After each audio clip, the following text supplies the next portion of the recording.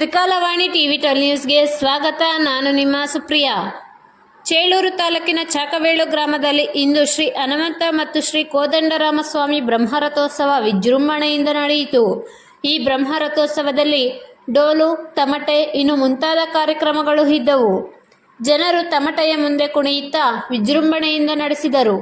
ಪುರಾತನ ಕಾಲದಿಂದ ನಡೆಯುತ್ತಿರುವ ಈ ಬ್ರಹ್ಮರಥೋತ್ಸವಕ್ಕೆ ಹಲವಾರು ಜನರು ಸೇರಿ ಮಹಾಮಂಗಳಾರತಿ ಮತ್ತು ಪೂಜೆ ಸಲ್ಲಿಸಿದರು.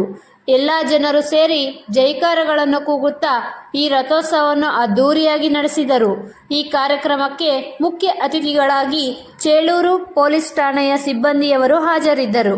ತ್ರಿಕಾಲವಾಣಿ ಟಿವಿ 12 ನ್ಯೂಸ್ ರಿಪೋರ್ಟರ್ ಭಾಸ್ಕರ್.